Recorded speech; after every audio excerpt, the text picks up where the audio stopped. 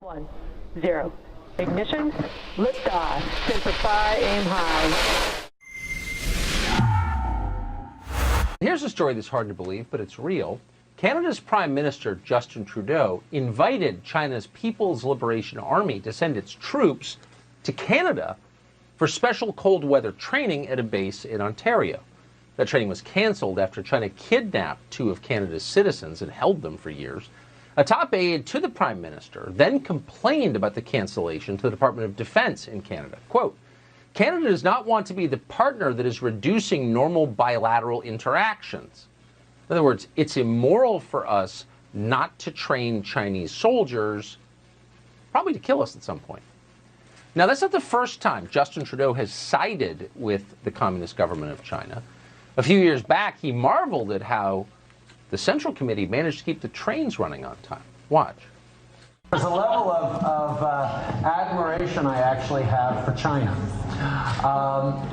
because their basic dictatorship is allowing them to actually turn their economy around on a dime. Ezra Levant is the founder of RebelNews in Canada. He broke this story. It's an amazing story, and he joins us tonight. Ezra, thanks so much for coming on. I read this, my first reaction was this cannot be true. Your Prime Minister offered to train Chinese troops in Canada. Why would he do that? It's a shock to Canadians, too. That cold weather warfare that you're referring to was just one of 18 different joint projects the Canadian Armed Forces had with the People's Liberation Army in 2019 alone. Canada is training 1- and 2-star Chinese generals in our war colleges. We're training lieutenants and majors, commanders. We're sending Canadians over to China. We're bringing Chinese, I think they're not just soldiers, I think they're spies as well, to Canada. And I don't know a single person in this country who knew about it, but it's been happening. And we found out about it really by accident when the government sent me Freedom of Information documents and forgot to black them out. Or maybe, frankly, someone inside the government wanted to blow the whistle on this incredibly upside-down relationship. In those same memos you're talking about, Trudeau's office was supporting China and condemning the Trump administration. It was upside down. It was inverted morality. It's seeping all the way into our bureaucracy, our diplomacy, and they're trying to get the military on side, too. I mean, with respect, we're Americans, so our concern is the United States. Canada is our biggest trading partner. We have the closest relationship with Canada of any country, obviously, in the world. This seems like an obvious threat to American national security. Does the Trump administration believe that, do you think?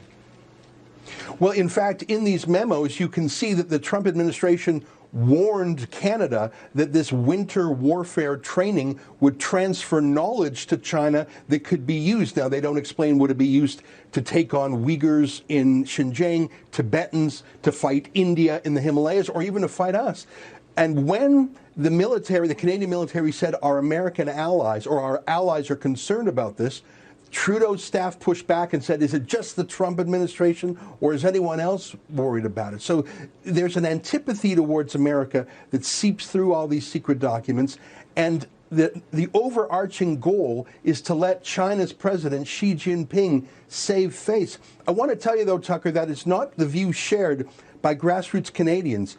Ever since China kidnapped those 2 civilians 2 years ago today, actually, Canadian public opinion has hardened against China. And the last Pew poll I saw actually says that Canadians are more hostile to China than Americans are. You have every reason to be. Ezra, thank you so much, and congratulations on RebelNews. I know you take a lot of abuse up in Canada, but you do a great job. We appreciate it. These secret government documents show that Trudeau has been training Chinese military troops here in Canada over U.S. objections. That's just one of a bunch of shocking revelations you can see for yourself at thechinafiles.com. The very word secrecy is repugnant in a free and open society, and we are, as a people, inherently and historically opposed to secret societies, to secret oaths, and to secret proceedings.